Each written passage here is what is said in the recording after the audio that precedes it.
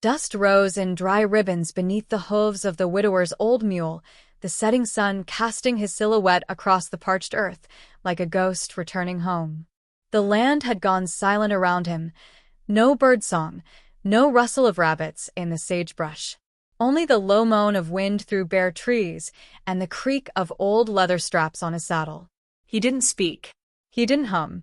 Whatever warmth had once lived in him had long since dried up and blown away, like everything else. Atop a low hill, a grave sat crooked, half swallowed by dust and neglect. The wood cross leaned south, the name carved into it worn to nothing by time and weather. He dismounted with a grunt, his boots sinking into the cracked dirt. Kneeling, he brushed away the grit that had gathered over the small mound. In his hand, he held a worn toy horse, carved from pine with shaky hands and wrapped in a child's old scarf. He set it down gently, like it still held breath. "Didn't mean for it to go this way," he murmured, the words tasting like rust. "But I reckon you already know that."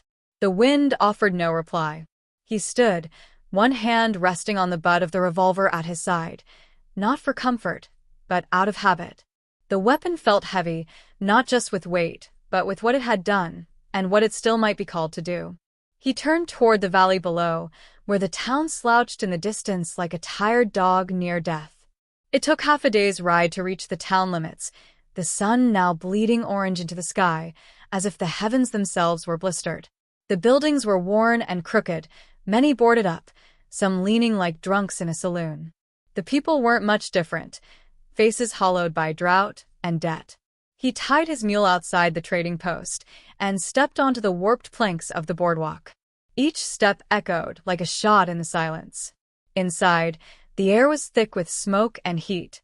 A few men stood at the counter, trading whiskey for bullets, salt for lies. Their eyes cut toward him like blades. No one said his name. They all remembered what happened. They all knew what he lost. And not one of them offered a greeting. "Looking to trade?" the storekeep asked without looking up. "Something like that," the widower replied. He laid down a bundle of pelts, cured but ragged. The keep examined them with a frown. "Won't get much for these. Fur market's thin. Folk care more for skin these days." The words hung heavy. Something in the man's tone turned his stomach. He glanced out the grimy window. A small crowd had begun to gather at the far end of town, near the corral where cattle auctions were once held. But there were no cows anymore. Just the stink of something worse. "What's going on down there?" he asked. The storekeep shrugged. "Auction. New stock brought up from the south. One of 'em's a woman. Colored. Knocked up, I heard. Damaged goods." The widower's jaw flexed, but he said nothing. He scooped up the coin offered for his pelts, barely enough to buy a bullet, and made his way toward the noise. The platform was nothing more than a few planks nailed over barrels, but it might as well have been a gallows. Men clustered around it, muttering, spitting, shifting with the anxious energy of wolves scenting blood. Atop the platform stood a tall man in a wide-brimmed hat, his voice slick as oil. Strong back, clear eyes, healthy child on the way. "Will start me off at $20. The woman beside him was barefoot, wrists bound, a split lip crusted with blood. Her dress, if it could be called that, was ripped at the hem, stained at the belly. She stood straight, chin high, gaze sweeping the crowd like a storm in waiting. No tears. No begging. Just a fury so still it could freeze fire. The widower didn't plan to stay. He didn't plan anything anymore. But when her eyes found his, something in him faltered. There was no pleading in her look, just a dare. A question. Will you be like the rest? Or worse? Asterisk, asterisk. A rancher pushed forward, stinking of tobacco and sweat. 10, he slurred. Hell, I'll make her a gift for the boys. Laughter rippled, low and vile. The woman didn't flinch.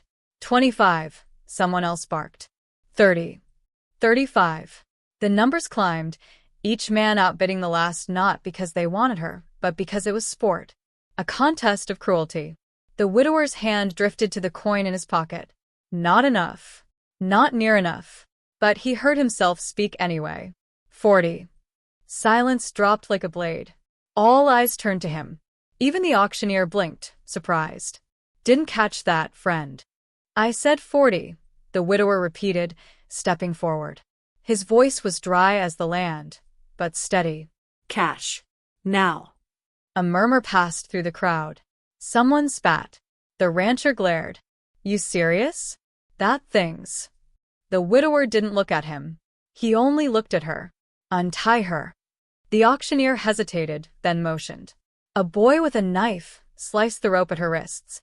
Her arms fell to her sides, skin rubbed raw, but she still didn't move. Take her, the auctioneer said. She's yours.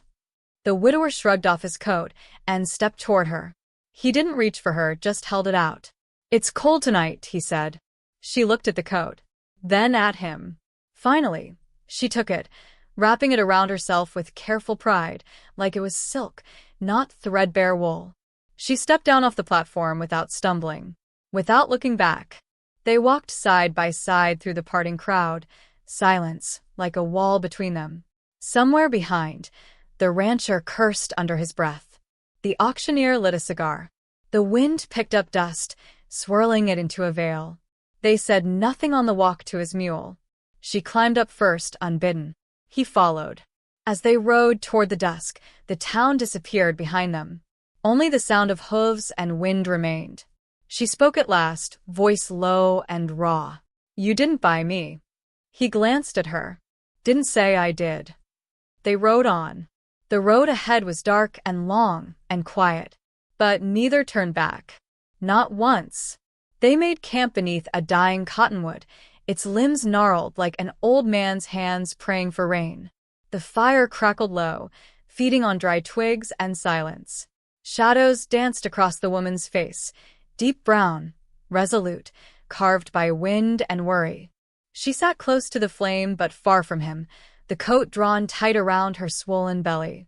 Her eyes never left the horizon, even in the dark. He didn't ask her name. She didn't offer it. Instead, he busied himself with things that didn't need doing, recoiling rope, checking his revolver, adjusting the saddle blanket. She watched, not with suspicion, but the tired caution of someone too familiar with men's hands and the lies they carried. You got somewhere you're headin'? He finally asked, voice rough as gravel. She poked at the fire with a stick, flames snapping in answer. Anywhere that ain't behind me. He nodded like he understood. Maybe he did. The past had teeth. His still bit down some nights, hard enough to draw blood in dreams. Folks said you were a preacher once, she said without looking at him. He didn't respond at first. The wind shifted, bringing the scent of distant rain. I buried 2 people, he finally said. Didn't seem right, no one saying words over 'em. That don't make you a preacher. No, he said. It makes me a man who remembers how to pray. A pause. Then, quietly, I used to pray too. He looked at her, but she kept her gaze low. When I was a girl, she said, Mama said prayers were like seeds. You plant 'em deep, keep waterin', and someday something might grow. I prayed for a place. For mercy. For someone to not look at me like I'm a curse. Her voice cracked, barely, and she swallowed it down. I guess some seeds don't take. He didn't say she was wrong. Some prayers got lost in the dust. Some died before the roots ever found soil. Still, he felt something shift in his chest, a slow ache waking up after too long a sleep. She glanced toward him. Why'd you do it? He knew what she meant. The auction. The risk. The coin he couldn't afford to give. I got tired of watching people pretend not to see, he said. And tired of being one of them. She studied him long and hard, then nodded once, like she'd taken the measure of him and found no lies. The fire dimmed as night took its breath. Coyotes howled in the far distance, their song both warning and lullaby. He pulled his coat tighter, watching as she leaned back against a bedroll, one hand resting on her belly with unconscious care. She didn't ask for protection. She carried it in her posture, in the way her eyes never fully closed, even when she slept. At dawn, they rode. The road west wound between sunburnt hills and gullies sharp with bones. No map guided them, just the pull of instinct and the need to keep moving. The land offered little, a few stunted trees, the occasional jackrabbit, a dry creek bed lined with shale. But it gave them space. And for now, that was enough. She spoke more on the second day. Small things. That she'd been sold twice. That the first man who bought her had died in a card game, and the second beat her so bad she lost 3 teeth and learned to stop screaming. That the baby inside her kicked when she heard thunder, like it already knew the world was cruel. He didn't ask who the father was. That wasn't a man's right unless she chose to tell him. "I ain't broken," she said once unprompted. "I bend. I bleed. But I ain't never snapped." He believed her. She reminded him of the land itself, weathered, wounded, but still standing, still growing something beneath the dust. By the 3rd evening, they reached his homestead. It wasn't much. A cabin sunken at the corners, a leaning barn with more holes than roof. Fences sagged like drunkards, and the wells crank-groaned like a dying preacher. But it was land, his land, and it had waited, empty, for far too long. He helped her down from the mule. She hesitated before crossing the threshold. Her fingers touched the wood of the doorframe like she expected it to bite. "This place safe?" she asked. He looked around, at the emptiness, the quiet. "Safer than where we've been." She stepped inside, slow. The floor creaked under her weight. Dust swirled in the air, caught in shafts of amber light cutting through the warped shutters. She walked the space with careful steps, one hand dragging along the table's edge, the other pressing against her back. "This was hers," she said, spotting a faded shawl slung over a chair. He didn't deny it. "She and the boy, they're both buried out near the pecan tree." She looked at him. For a moment, something gentle flickered in her gaze. Then she nodded. "Then I'll treat it with respect."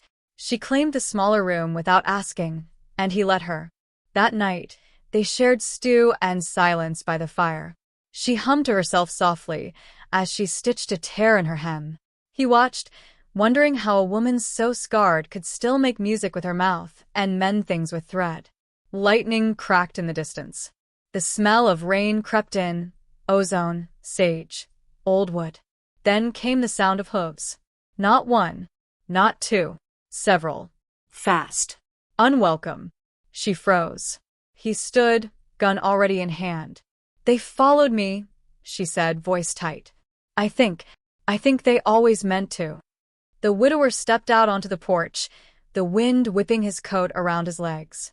Dust rose in spirals as the riders approached, 3 of them, maybe 4, coming hard from the east. One carried a whip. Another had a rifle slung low. "They came to collect," she said behind him. His jaw tightened. "Let 'em try." The hoofbeats slowed as the riders drew closer, their silhouettes sharpening against the pale firelight flickering inside the cabin.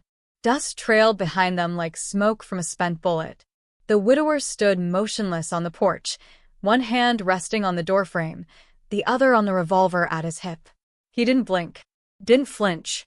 The land had carved the fear from his bones long ago, left only marrow and iron behind. Inside, she stayed quiet. No panicked breath. No pleading whisper. Just the stillness of someone who'd known too many nights like this and learned not to scream until the blood flowed.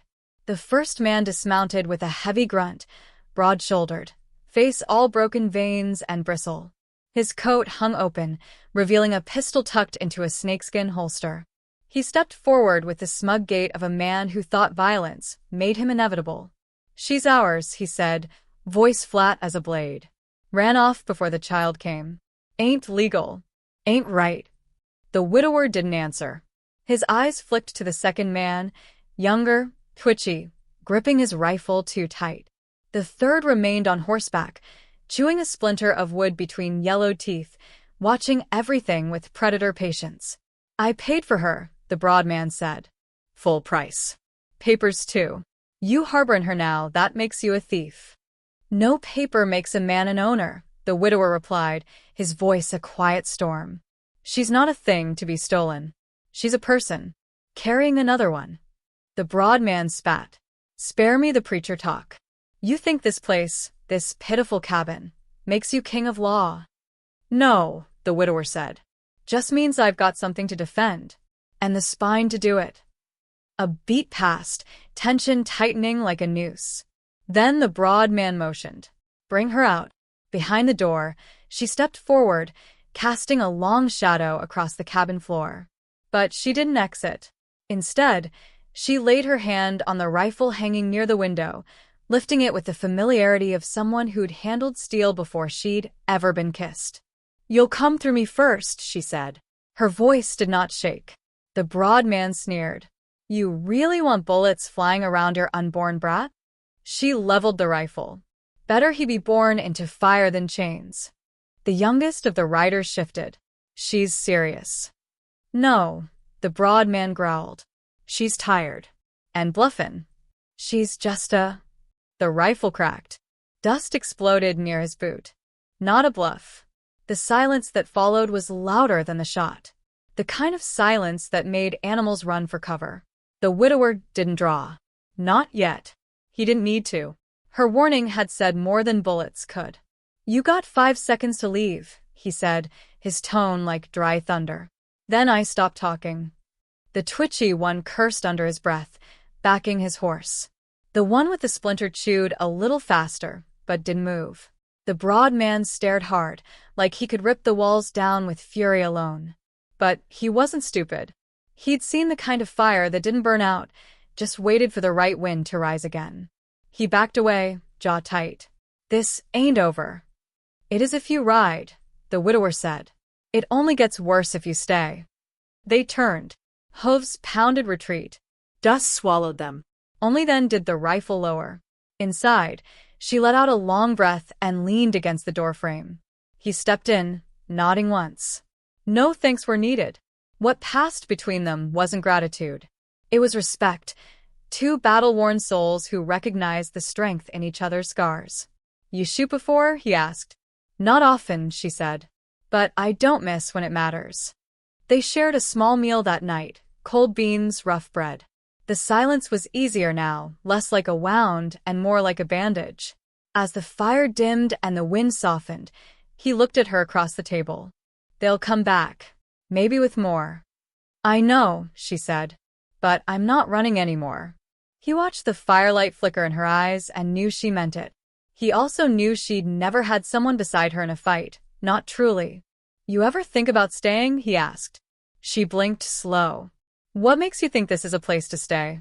He glanced around, at the walls he'd built, at the grave beneath the tree, at the chair where no child had sat in years. It wasn't, but maybe it could be. Silence again. Then, quietly, You don't know me. Not really. No, he said. But I'd like to. She stared at him for a long time. Then, without a word, she stood and walked into her room, the door left slightly ajar. Outside, the wind rose. The moon climbed over the hills, spilling silver over the cracked land. Somewhere out there, men were sharpening hate like knives. But inside the cabin, something else had begun to form. Not safety, not yet, but the shape of it. The idea of it. And for the first time in years, he didn't dream of graves. He dreamed of a future.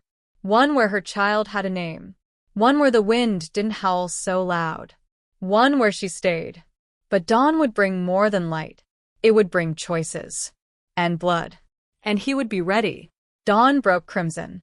A blood sky stretched across the plains like an omen, the sun burning through a veil of dust. The widower stood at the fence line, rifle in hand, boots rooted in earth gone dry from too many years without hope. Behind him, the cabin creaked as it came alive, the fire being stirred, the kettle set to boil. Inside, she hummed again, the sound soft but unwavering. It reached him through the boards like a tether, grounding him. He hadn't told her about the tracks he found before the sun rose. 5 sets. New. Heading east to west, circling wide like wolves testing a pen. They were coming. He worked without noise, stacking wood, refitting old traps, checking every round. The land was dry but not dead. It could still hold a fight. So could he. She stepped onto the porch in his old coat, belly pronounced beneath its folds. Her eyes scanned the horizon, calm but sharpened. Not afraid. Not anymore. They're close, she said. He nodded. You feel it too? Like thunder before it breaks. He offered her a rifle. She didn't hesitate. Took it, checked the chamber, ran her hand along the stock like it was something sacred. They'll aim for the barn, he said. Flank through the gully. Burn us out if they can't break us. She looked toward the pecan tree where the graves sat quiet beneath wind-churned grass. Let them try. They waited. By noon, the silence snapped. A crack, gunfire, and then the scream of a horse. Dust rose on the east side, shadows darting through the gully. The first bullet hit the porch post. Splinters flew. She dropped to a crouch and returned fire, her shot sharp and controlled. A rider yelped and tumbled into brush. The widower held the doorway, picking targets with steady breath. He counted each round like it was a prayer. One man fell near the well. Another dropped his rifle and ran limping toward the fence, dragging blood behind him. Then the barn exploded. Fire, fast and high, tore through the dry wood. The mule screamed once, then nothing. She flinched, eyes wide with grief, but didn't break. She moved inside to the window. Smoke curled into the room, choking but warm. She kept shooting. They'll push the cabin next, he said. She nodded, jaw clenched. Then we hold the line. But it wasn't just bullets they brought. The broad man, leader of the pack, appeared like a ghost through the smoke, dragging a rope soaked in kerosene. He lit it, flung it against the shutters, and laughed. The cabin flared. Flames danced along the sill. The widower burst through the door, a hammer in his chest. His shot struck the broad man's leg, knocking him back into the dust, but the fire caught. Smoke bled into the walls. Go out the back, he shouted. She hesitated. And leave you? No. We circle. We end this. The fire howled. Ash rained down like dark snow.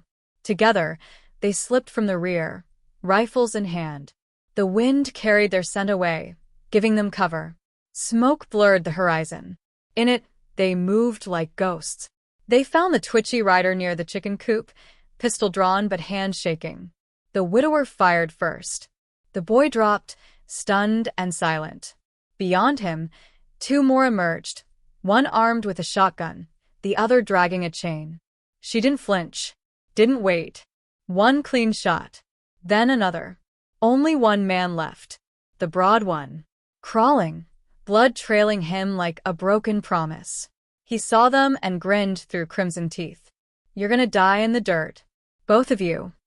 No, the widower said, stepping closer. But you will. The man reached for his revolver. She stepped forward, rifle raised. But the widower placed a hand on her arm. This one's mine. Their eyes met, his fury like flame, hers like stone. She lowered her weapon. The widower knelt, lifted the broad man by the collar. You laid hands on her. Thought the world owed you something, because it let you live this long. The man spat blood. You think you're better than me? No, he said. But I buried better men. He struck him once, clean, final. When it was over, they stood in the smoke-stained clearing. The fire had consumed the barn, blackened the grass. The cabin still stood, though scorched, its windows cracked and crying smoke. But the land had kept them. She leaned against the pecan tree, breath shallow, one hand on her belly. It's starting, she said, voice strained. His heart stalled. The baby? She nodded. He dropped beside her, hands trembling for the first time. All right, we'll get through this. We will. She smiled, even through the pain. I know. Hours passed beneath the dying light. The sky turned violet, then black. Stars crept out like blessings one by one. In the cabin, she screamed once, a sound that echoed across the empty fields. Then another cry followed. Smaller, newer. The child wailed, and with it, the night changed. He held the baby as she slept, exhausted and radiant in the fire's afterglow. The child was small but fierce, fists clenched like he'd already fought for every breath. The widower looked down, something breaking open in him. A name formed on his lips. Not one from before. A new one. Something the land hadn't swallowed yet. They weren't alone anymore. In the silence that followed, the prairies stretched out wide and wild, no longer a place of loss, but of beginning. Smoke curled up toward the stars, and somewhere beyond the hills, the future waited, uncharted, untamed. And they would ride toward it, together.